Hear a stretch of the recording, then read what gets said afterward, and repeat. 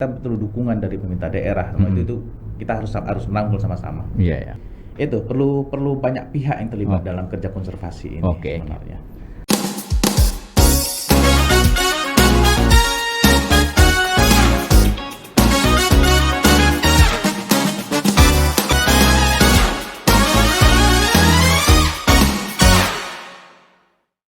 Assalamualaikum warahmatullahi wabarakatuh. Ketemu lagi bersama saya di Taman Nasional Batanggadis Podcast. Hari ini kita akan berbincang-bincang bersama seorang sosok figur yang sangat cukup dikenal di Taman Nasional Batanggadis. Dia adalah seorang yang memiliki orang yang bersahabat, yang sangat memiliki pengaruh di Taman Nasional Batanggadis. Beliau adalah Bapak Gunawan Alza. Gunawan Alza. Ya Pak. Bapak Gunawan Alza Eshud. Oke, Pak Gunawan. Namun ini kita berkenalan dulu ya. Kayaknya nggak perlu berkenalan Pak ya, karena sudah saling mengenal. Udah lama kita kenal. Udah lama kita kenal. Namun sebelumnya perkenalkan, nama saya Mulyadi. Saya PEH di Balai Taman Nasional Batanggadis. Oke, Pak Gunawan, sedikit bincang-bincang pertanyaan ini, Pak ya. Ini terkait Taman Nasional ya. Mungkin Pak atau Bang Gunawan baru di Taman Nasional Batanggadis ya, mengingat kepala balai yang lalu sudah pensiun. Nah, di sini Bang Gunawan ditunjuk sebagai PLT di Taman Nasional Batanggadis. Bagaimana tanggapan Bang Gunawan setelah menjadi PLT di Taman Nasional Batanggadis? Baik, terima kasih Mulyadi. Kita nggak usah kenalan lagi. Ya, oke. Mungkin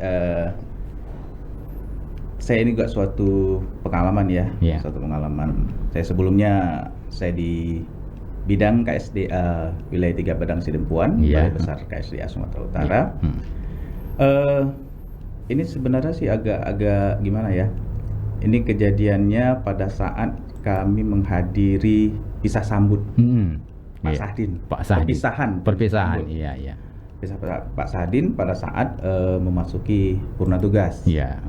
Jadi pada saat itu saya datang, Pak Sahdin juga kemarin, Pak Bobi TU. Kenapa Bang sini bawa SK katanya? SK PLT. Loh, SK PLT apa gitu. Jadi ternyata memang di sini kemarin belum ada gambaran untuk ditunjuk sebagai pelaksana tugas di sini sebagai pengganti Pak Sahdin. Sedangkan itu kemarin tanggal 30 ya, 30 November. Di mana tanggal 1 sudah kosong. Jadi hari itulah, hari itu ternyata dengan ada beberapa senior ataupun mantan kepala TNBG juga yang hadir pada acara itu. Mereka inisiatif lah untuk menunjuk saya sebagai PLT. Dan dibuatlah suratnya pada hari itu langsung ke Sekdit, langsung ditunjuk saya sebagai pelaksana tugas untuk pelaksana tugas di sini selama kekosongan sampai ada yang definitif di sini. Jadi memang belum lama, itu terhitung sejak 1 Desember 2021 dan ini sudah baru berapa bulan.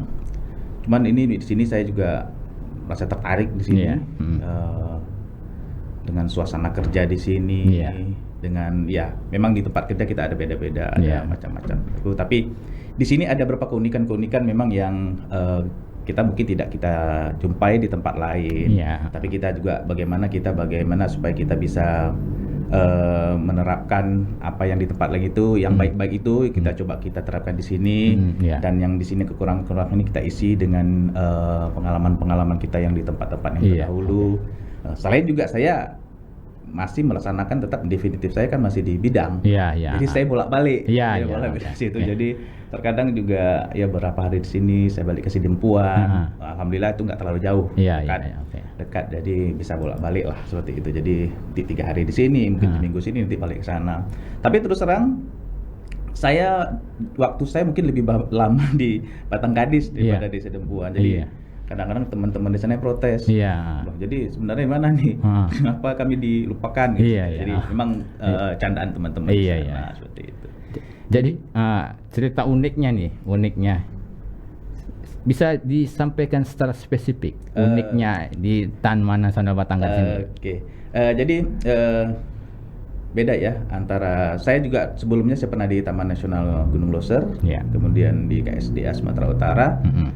dan ini sebagai PLT di Batanggadis. Iya. Untuk di Batanggadis sendiri kita banyak menjumpai permasalahan-permasalahan memang yang mungkin di tempat lain beda dengan yang ada di KSDA maupun Iya. di TNGL kemarin. Mm-mm. Di sini salah satu yang ini adalah kita di sini ada tambang. Tambang, Itu ya. merupakan salah satu yang harus kita tangani di sini, harus Iya. kita selesaikan Iya, permasalahan iya. di sini. Itu yang salah satu yang mungkin target kita juga untuk menyelesaikan permasalahan-permasalahan yang ada di sini terkait dengan tambang itu. Wah. Uniknya di sini saya bilang kemarin kalau saya kemarin di TNGL, Iya. di KSDA, Iya. ini dalam pelaksanaan kegiatan ya, Iya, dalam pelaksanaan kegiatan terutama di sini patroli dan survei. Iya, iya. Jadi kalau di kita sebelumnya di KSDA maupun TNGL, kegiatan-kegiatan survei itu kita Iya. melibatkan berbagai pihak. Iya. Maksud berbagai pihak itu di situ terlibat polhutnya, Iya. di situ terlibat pehnya, Iya, dan di situ terlibat juga non struktural yang dari situ. Jadi semua terlibat di situ. Jadi nanti pada saat survei itu berbagi peran, Iya. ya kan? Nanti si pehnya mungkin pengamatan terhadap survei dia entah mungkin satwa ataupun tumbuhan. Kemudian nanti si polhutnya melihat kondisi yang ada di sekitar lokasi survei itu, Iya. ada kegiatan ilegal kah di Iya. situ. Kemudian nanti yang lainnya ya mengamati, membantu administrasi ataupun selama kegiatan survei itu. Kemudian untuk patroli juga seperti itu. Patroli di sini juga saya dapat di sini ya khusus polhut. Jadi di sini fungsional. Jadi polhutnya kalau patroli itu ya polhut aja, Iya. nggak ada gabung lain. Iya. Jadi saya tahu jangan seperti itu. Jadi makan kemarin lah saya udah kumpul dengan teman-teman dengan Subak Umum juga, Subak TU juga. Iya. Jadi akhirnya kita bilang gimana kalau kita dalam kegiatan patroli itu ataupun survei kita jangan kalau patroli cuma polhut aja, kalau survei cuma peh aja, tapi kita libatkan semua. Oke, akhirnya kita coba perubahan-perubahan itu. Iya. Alhamdulillah teman-teman juga memang bisa terima. Cuman memang karena ini baru juga mungkin masih agak gagok. Iya, iya. Karena ini perubahan-perubahan yang baru itu jadi teman-teman juga ada yang bisa terima dulu, ada yang perlu banyak pertimbangan gitu kan. Akhirnya oke, kita coba dulu. Kita coba dulu. Jadi dalam umpamanya patroli. Jadi kita patroli itu selain ini terutama ini beda loh kecuali dengan patroli mungkin patroli gabungan ataupun patroli untuk khusus fungsional itu mungkin memang itu polhut lah kaitannya fungsional. Tapi kalau untuk kemarin kita di sini ada patroli smart ya. Iya, betul. Smart. Iya. Jadi smart ini kan kita libatkan lah semua di sini. Baik itu ada pehnya kita libatkan, kemudian ada MMP juga di situ ada, mungkin ada petugas kita, ada PNPN kita di situ. Jadi semua kita libatkan di sini. Jadi sudah jalan kemarin, tapi memang kita mungkin masih belum bisa yang seperti kita harapkan, tapi alhamdulillah sudah teman-teman sudah mencoba situ dan ternyata memang bisa seperti itu. Jadi pada saat kita melakukan patroli, jadi teman-teman polhut melakukan kegiatan terus pengamanan, mulai dari lihat kerusakan atau nanti ada temu perambah ya lakukan apalah tugas polhut penanganan itu.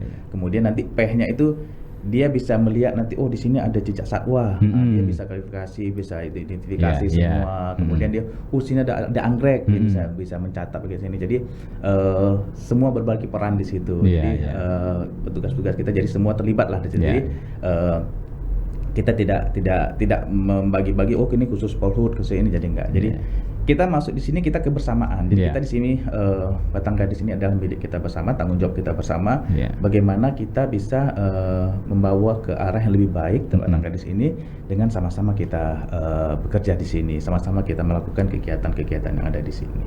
Mungkin itu yang itu tadi memang walaupun mungkin nanti ada agak-agak teman-teman mungkin ada yang mungkin agak sulit ya karena selama ini mungkin seperti itu. Yeah. Tapi cobalah kita sedikit-sedikit ya, mudah-mudahan insyaallah teman-teman juga bisa terima itu. Oke.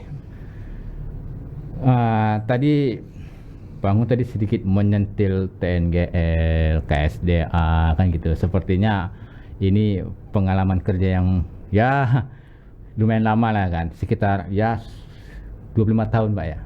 Ya, hampir 25 tahun masa kerja. Bisa nggak diceritakan sekilas riwayat karir Bang Gunawan Alza Eswood ini? Dari TNGL tadi sempat berkarir di TNGL, bertugas, kemudian di KSDA. Itu bisa nggak diceritakan sedikit, Bang? Baik, saya dulu pertama kali bertugas sebagai CPNS di TNGL. Dulu namanya Balai Taman Nasional Gunung Loser. Iya. Itu tahun 89. 89 saya masuk, PSK saya 88. Jadi situ saya sebagai CPNS di situ, yang kemarin kantornya di Kutacane. Jadi selama di sana juga kemudian saya tahun 2000 di sana saya menjabat sebagai manajer stasiun penelitian Ketambe. Di sana ada stasiun penelitian, ya, salah satu stasiun penelitian tertua juga di kita di Taman Nasional, salah satunya itu stasiun penelitian Ketambe. Itu tahun 2000 sampai 2002. 2002. Di situ. Kemudian tahun 2002 saya dipromosikan menjadi kepala seksi. Kepala seksi itu dulu kepala seksi di Aceh Selatan. Tampak Tuan. Itu masih di Taman Nasional Gunung Loser. Iya. Itu masih balai. Jadi seksi konservasi ya, seksi konservasi. Kemudian pada tahun 2007 itu Taman Nasional menjadi balai besar. Balai besar. Dan saya juga menjabat sebagai kepala seksi, tapi Aceh Selatan itu dibagi dua seksi, jadi ada seksi 1 dan seksi 2. Jadi saya kena di seksi 1 Blang Pidi, Aceh Barat Daya.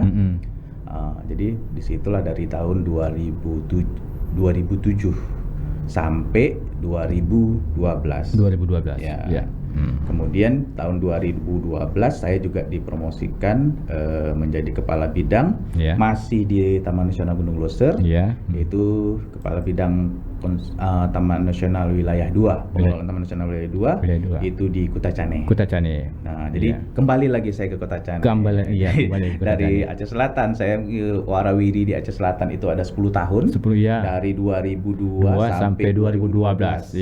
Kemudian 2012 tadi saya balik ke Kutacane, Aceh Tenggara, jadi kepala bidang di situ sampai 2016 baru saya ke Balai Besar Konservasi Sumber Daya Alam Sumatera Utara.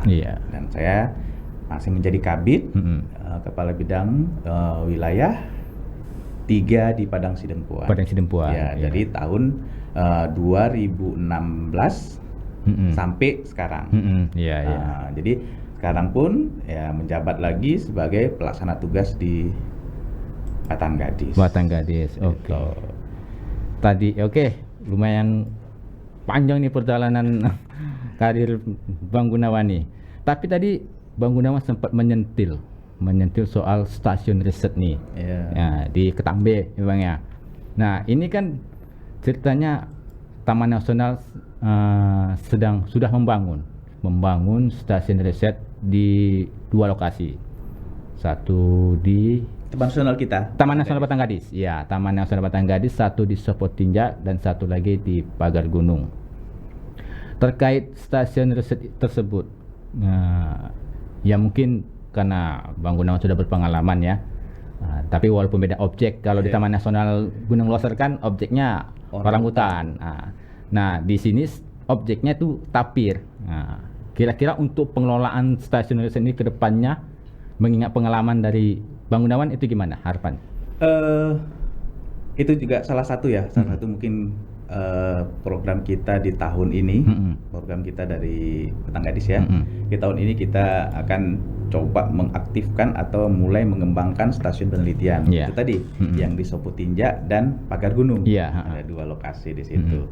Jadi fasilitas-fasilitas itu kita semua sudah memadai, sudah kita miliki ya kan. Nah, cuman bagaimana sekarang upaya kita untuk menarik minat-minat penelitian, mahasiswa-mahasiswa terutama untuk mau melakukan penelitian yang ada di situ. Walaupun di situ fokus kita adalah ke tapir, tetapi kita tidak mengunci atau memaksakan mereka harus penelitian di tapir, karena di situ juga banyak potensi. Di situ kita juga punya rangkong kan? Iya betul. Rangkong, kemudian anggrek kita juga di situ banyak, flora fauna itu banyak di situ. Jadi orang-orang yang ingin melakukan penelitian tidak terkunci khusus di tapir. Jadi bukalah ke semua. Tadi kita juga sebenarnya masih banyak memerlukan data. Betul sekali. Jadi kita bagaimana cara supaya mahasiswa-mahasiswa ini melakukan penelitian dan kita juga dapat data-data dari itu. Jadi kita juga terkumpul kan data-data itu seperti itu. Jadi upaya kita juga ini memang mungkin belum kita laksanakan, tapi kita sudah mulai beberapa universitas sudah kita mulai hubungi atau kita yang ada kontak-kontak kita hubungi. Kita mungkin nanti akan show atau mungkin akan kita kunjungi ke kampus-kampus yang ada di Sumatera Utara maupun di Tapanuli Selatan maupun di Madinah ini untuk mempromosikan stasiun penelitian kita. Harapannya itu nanti mahasiswa-mahasiswa yang ada itu mau melakukan penelitian kita. Ini pun walaupun kita belum langsung datang mereka, ini sudah banyak, sudah beberapa peneliti-peneliti yang mahasiswa yang untuk S1-nya sudah melakukan di sini. Memang masih di Sopotinja, di Pagar Gunung belum. Betul. Jadi itu, kita juga harapan kita itu nanti supaya nanti lebih banyak lagi mahasiswa-mahasiswa yang akan melakukan di sini. Jadi tidak terfokus dengan tapir. Memang tapir belum ya, kemarin masih pada tumbuhan perdu, tumbuhan semak, atau karbon masih penelitian seperti itu. Jadi harapan kita itu bisa kita kembangkan juga. Nah, sekarang saya boleh tanya. Saya dengar kemarin Simul dan rekan-rekan yang mengelola stasiun melakukan studi banding ke stasiun penelitian Ketambe. Iya benar. Jadi saya mau tahu juga. Simul kan mungkin lebih tahu kondisi yang ada di Pagar Gunung dan Sopotinja. Dengan hasil pengamatan kemarin, hasil tinjauan ke lapangan kemarin di Ketambe, kira-kira apa sih yang bisa kita lakukan di sini membandingkan kira-kira yang bisa kita adopt dari Ketambe itu kita bisa kembangkan di sini? Sistem pengelolaannya lah, pengelolaannya atau penelitian gimana kira? Jadi saya balik tanya nih. Karena sekali memancing Simul kemarin sudah ke sana. Sebenarnya sih banyak ya yang harus kita kerjakan di sana, Bang, ya kan? Di stasiun riset di Sopotinja dan Pagar Gunung. Setelah dari hasil studi banding tersebut, memang sih mereka menerapkan banyak hal-hal yang sepertinya untuk orangutan. Kita harus mempelajari sifat-sifat orangutan dari makanannya, perilakunya. Kalau mereka melakukan penelitian, mereka kalau meneliti dari pagi sampai malam. Itu sampai beberapa hari. Itu pengalaman saya tuh. Dari jam 3 pagi kita sudah masuk sampai jam 8 malam. Itulah cerita petugas di sana kan, dari tumbuhannya sampai ke ketinggian, kemudian fasilitas-fasilitas yang harus disediakan untuk menunjang penelitian tersebut, kemudian bagaimana cara mengundang peneliti agar mau melakukan penelitian di Taman Nasional. Itu secara garis besarnya, dan di sana pun sudah dipasang plot-plot penelitian. Jadi kalau misalnya kita melakukan penelitian, di plot mana, dan berapa lama. Itu dari banyaklah sekali yang dilakukan terkait rangkong tadi. Di sana pun sudah ada penelitian rangkong, Bang. Penelitian rangkongnya itu juga banyak. Rangkong. Sana juga banyak, dan bagus juga dilakukan penelitian rangkong di stasiun riset karena memang di desa stasiun riset Pagar Gunung dan Sopotinja banyak rangkong dijumpai. Itu sekilas saja, Bang. Jadi mungkin yang kita kalau saya lihat tadi dengan perbandingan dengan Ketambi, dengan Sopo Tinjak dan Pagar Gunung, mungkin kita perlu buat jalur penelitian dulu. Iya. Tracknya itu, Iya, betul. jadi ada pembagian-pembagian itu kan. Jadi itu mungkin tugas Simul nanti. Iya. Kalau sebagian sudah lihat ke sana, Iya. bagaimana cara membuat jalur penelitian. Jadi nanti kita sudah kemudian kita petakan ya. Yang kita petakan dengan luas Ketambi mungkin kemarin sekitar 450, dengan Pagar Gunung kemarin berapa? 300, 500 ya. 500. Jadi 300 dan 500 ya. Jadi ada 800. Di luas kita ada 2 lokasi. Mungkin itu. Oke, tadi ini sudah panjang lebar. Nah, di sini saya gini Bang. Nah, tadi kan cerita panjang lebar kan, dari cerita itu saya jarang manggil Bapak Abang ini kan selaku PLT Kepala Balai. Biasanya kalau ke PLT Kepala Balai itu orang-orang pada manggil Bapak, Bapak kan gitu, Pak Kabal kan gitu. Nah, ini ya karena udah sering jumpa ini saya manggil Abang ini kan, dan saya pun dapat cerita dari sumber yang terpercaya. Dari teman-teman ini, Bang Gunawan tuh nggak mau dipanggil Bapak, maunya dipanggil Abang aja, kan gitu. Ya kita nggak tahu kenapa mau dipanggil Abang. Apa karena memang masih jiwa muda atau gimana? Itu bisa dijelaskan Bang. Gimana? Itu kan sebenarnya hanya sebutan kan. Jadi mungkin ya Simul, walaupun saya kemarin belum di sini, kita mungkin sudah lebih kenal juga. Iya betul. Nah, jadi maksud saya itu kemana Pak ya lebih enak manggil Abang gitu kan. Mungkin supaya kita dekat aja, lebih enak, lebih kita enak cerita. Jadi teman-teman itu tidak merasa ada dibatasi oleh ini pimpinan ini. Jadi maksud saya seperti itu. Jadi kita sama, kita dalam tugas yang penting kita bisa membagi mana sedang bertugas, mana sedang bermain-main, mana sedang lapangan. Jadi kita bisa membedakan tuh. Jangan pula nanti atau nggak Bang, jadi nanti suka-suka hati udah. Tapi selama ini memang alhamdulillah ya teman-teman tahu posisi, walaupun kita panggil Abang dimanapun ya tetap kita bisa manggil lagi lagi pas tempat umum juga kadang-kadang juga karena teman-teman karena ramai ada orang kadang-kadang nyebut Bapak juga. Itu acara-acara resmi gitu ya. Tapi maksud saya di rekan-rekan sini ya biar kita lebih akrab, lebih dekat seperti itu. Jadi saya juga dengan teman-teman juga bisa saya bisa berbaur ke sana ke sini. Saya juga orang yang nggak betah duduk ya. Saya jalan sana jalan sini, ke ruangan sana ke ruangan sini. Jadi maksudnya biar enak kita berkomunikasi. Jadi teman-teman juga merasa nggak ada segan kadang-kadang sungkan. Seperti itu aja. Nah, di situ letak kagumnya saya terhadap Bang Gun ini. Kagumnya situ. Terkagum-kagum ya. Jiwanya bersahabat, merangkul, enak berbicara kan gitu ya kan. Memang di sini dibutuhkan sosok pimpinan seperti itu sebenarnya Bang. Oke, kembali lagi Bang.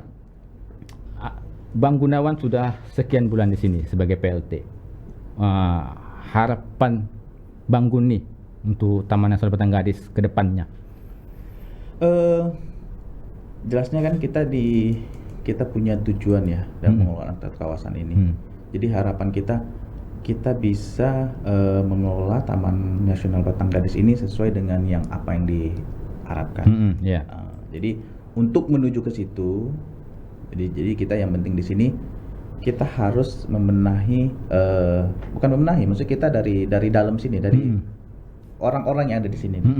Jadi alhamdulillah saya lihat teman-teman sini kompak. Jadi sebagian besar yang ada di Batangadis ini memang muda-muda semua ya. Cuman paling ada kalau saya hitung cuman ada sekitar 2 orang yang umurnya di atas saya. Saya pun masih muda Bang. Mudah terpengaruhi. jadi itu maksudnya masih muda-muda. Cuman paling ada berapa orang, 2 orang atau berapa di atas saya. Kan? Jadi umur saya 51. Nggak nampak kan? Nggak nampak, nggak kelihatan Bang. Jadi seperti itu. Jadi maksudnya kita rangkul teman-teman di sini supaya kita bisa bekerja sama. Jadi satu sama lain kita saling membantu. Jadi tidak ada terpisah-pisah. Maka salah satu saya bilang kemarin, yang saya bilang tadi, kegiatan ini kita jangan pisah-pisahkan. Maksudnya seperti itu. Kita bersama-sama. Bagaimana kita bisa bersama-sama. Jadi situ kita merangkul supaya kita sini memang keluarga besar. Kita tidak ada pisah, Paul sendiri, saya sendiri nggak ada. Makanya di situ kita benar di situ. Kita bekerja sama di sini. Kita saling mempercayai, saling bekerja sama. Itu yang utama, ya kan? Rekrut kita dalam di sini. Kemudian ada permasalahan-permasalahan yang ada memang mustahil dalam suatu pengelolaan kawasan tidak ada masalah. Iya, betul. Rata-rata yang berapa saya di kawasan Taman Nasional maupun KSDA itu permasalahan itu rata-rata perambahan itu udah legal lodging itu memang sudah umum gitu. Iya, iya.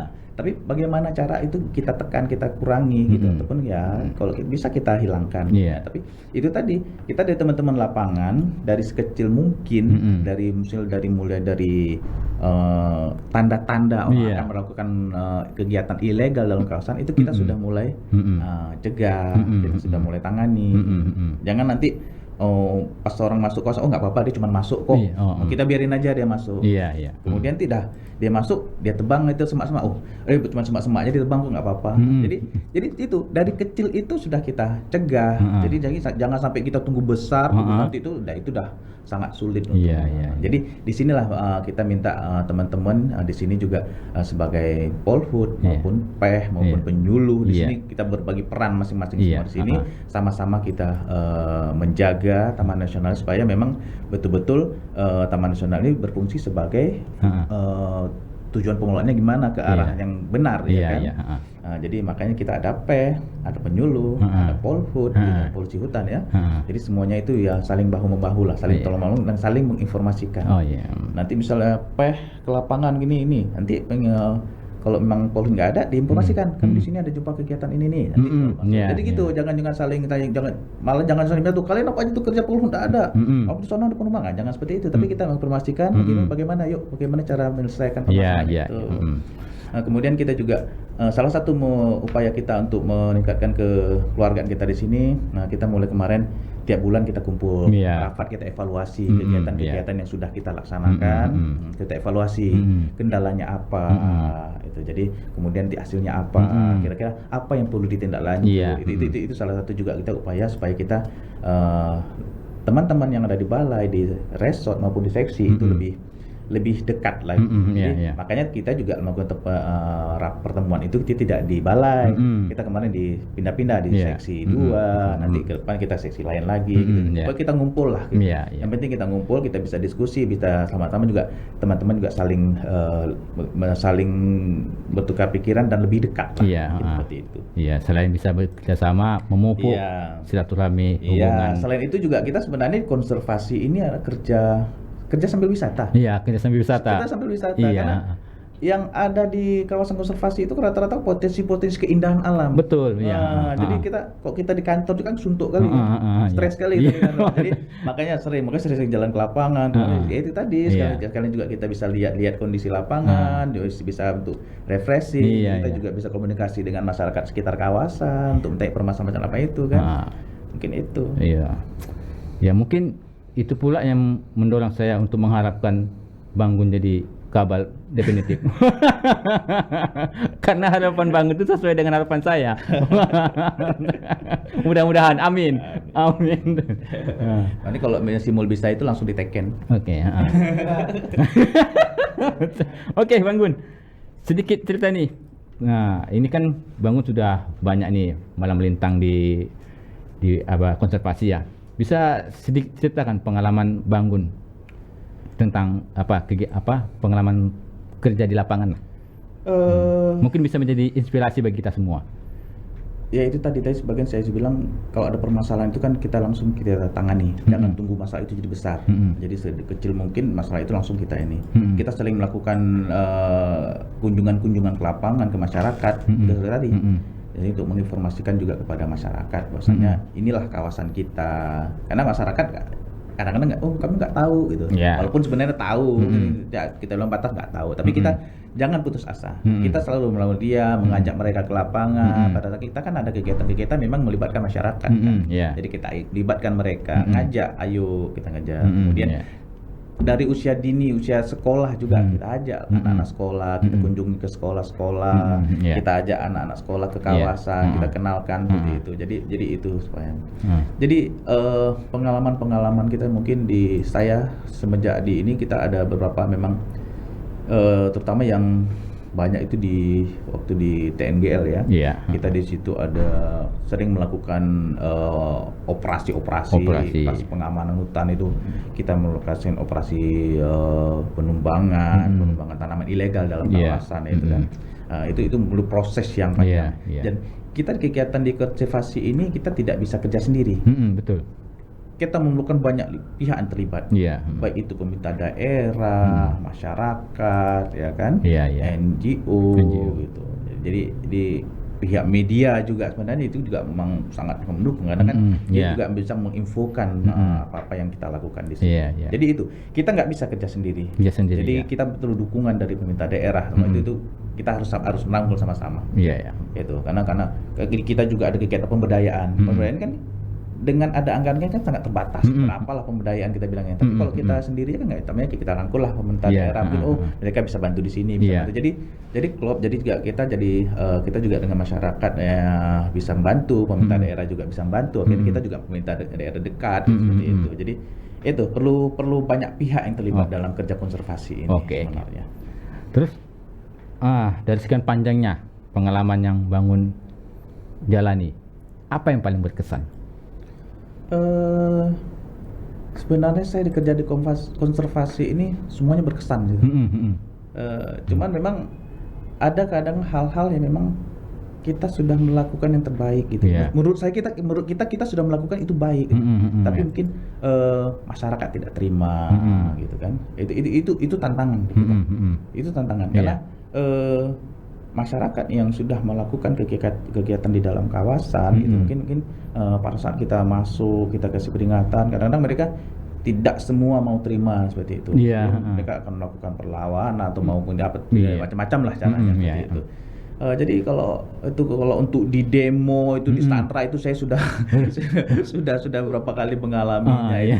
Tapi ya itu juga bukan membuat kita menjadi takut, enggak. Tapi itu memang suasana kerja yang salah satu bumbu-bumbu kerja itu membuat kita kenapa sih seperti ini. Jadi kita bisa berpikir berarti di sini kita ini, karena kan karakter masyarakat itu setiap itu wilayah kan beda-beda gitu. Tidak semua ini terutama itu. Jadi pengalaman-pengalaman itu jadi memang membuat kita ke depan atau berpikir bagaimana sih cara menghadapi masyarakat menangani permasalahan yang ada. Jadi tidak bisa kita pukul rata penanganannya sama semua. Gitu. Jadi itu pengalaman kita. Jadi pengalaman permenangan permasalahan di sini kita tidak bisa kita samakan dengan pengalaman di wilayah tempat lain. Karena mungkin beda karakter. Jadi masyarakatnya beda-beda. Jadi kita harus seperti tadi saya bilang, jadi memang kita harus mendekat masyarakat, kita harus karakter masyarakat itu gimana, kita harus betul-betul mengetahui itu. Jadi kita mudah bergabung dengan masyarakat seperti itu. Terus ini Bang Gun, kita ini kan biasanya konservasi ini ya, kita bekerja jauh dari keluarga nih, ya kan? Kadang kita habis waktunya kita untuk bekerja kan gitu. Nah ini kan Bang Gun ini kan dikatakan jauh dari keluarga, jarang ketemu anak kan gitu. Nah terkait hal itu bagaimana Bang Gun menyikapi masalah pekerjaan dengan keluarga?